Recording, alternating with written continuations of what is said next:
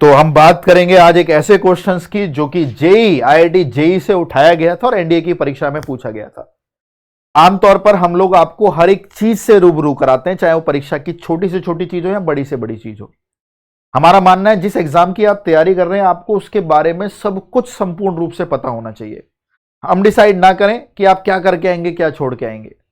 आप अपनी प्रिपरेशन करें, बिल्कुल जीरो से लेकर टॉप तक हर एक चीज को अच्छे से पढ़ें और उसकी बारीकी जाने, उसका कनेक्शन जाने, ताकि आप जब परीक्षा में बैठे, क्योंकि एनडीए की परीक्षा में कनेक्शन है जो सब कुछ है।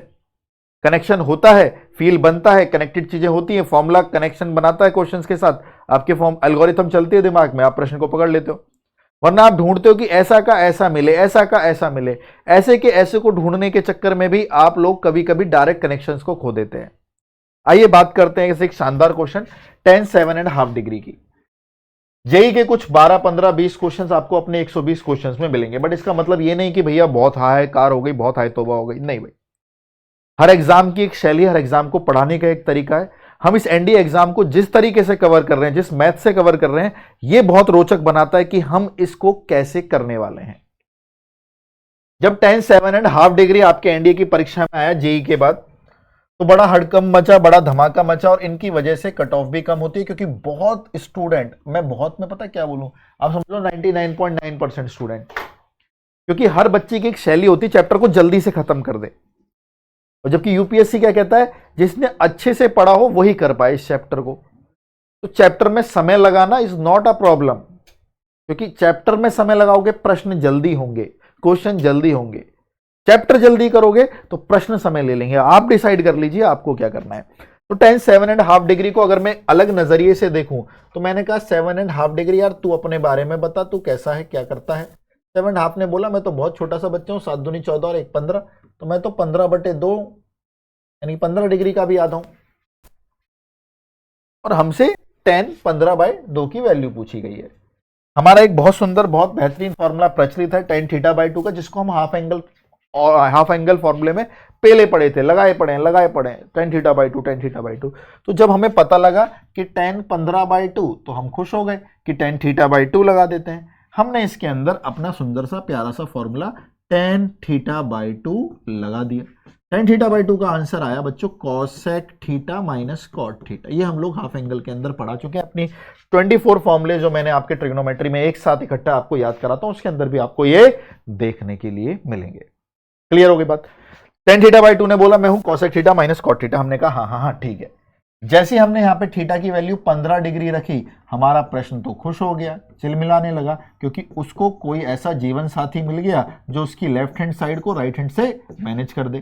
थीटा को 15 डिग्री रखने पर यहां पर cosec 15 हो गया और आपका cot 15 हो गया। यूपीएससी की परीक्षा आपको कदम कदम पर यह चीज जरूर रियलाइज कराएगी कि आपने एक गलती तो की थी, वो पन्ना जो ऐसे ही पलट दिया उसको एक बार तो अपने मस्तिष्क में, अपने दिमाग में सेव करना था।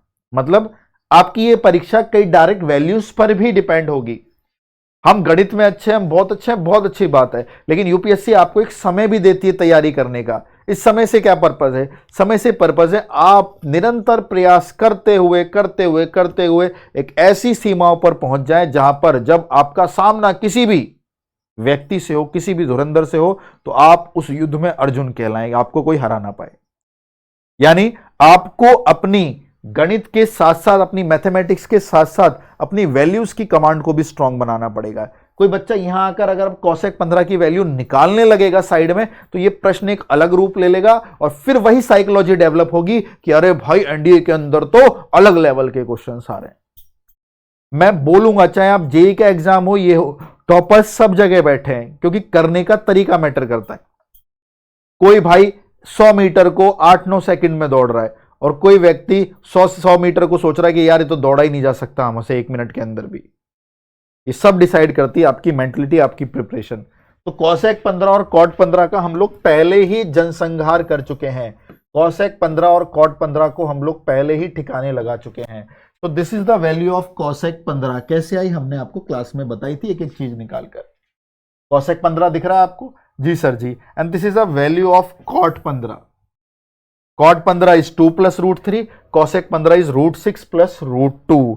तो हम 2 प्लस रूट 3 और रूट 6 प्लस रूट 2 को अगर यहां पर लिख दें तो हमारा तो काम बन जाए। तो हमने लिख भी दिया कोसेक 15 रूट 6 प्लस रूट 2 और कॉट 15 2 प्लस रूट 3।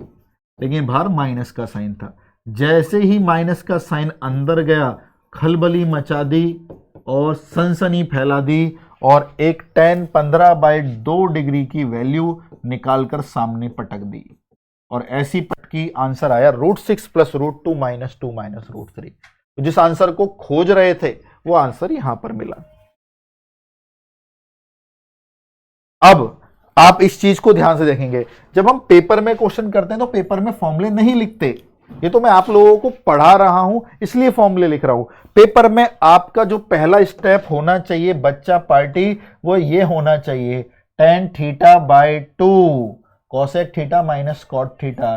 पेपर में दूसरा स्टेप होना चाहिए ये root 6 plus root 2 plus 2 minus 2 plus root 3। और जैसे आप ये देखेंगे माइनस माइनस, आप इसके बाद आंसर टिक करेंगे। यानी वही क्वेश्चन जिसको हम बार बार जी या जो भी कह के बच्चे अपने आप को परेशान करते हैं, यार ये आता है वो आता है, आपकी मेहनत, आपकी बेतोड़ मेहनत, बेजोड़ मेहनत उस प्रश्न को सबसे आसान प्रश्न भी बना सकती है एग्जाम का, बशर्ते आपने इन 5-6 महीने में जब आपको समय मिला आपने क्या किया।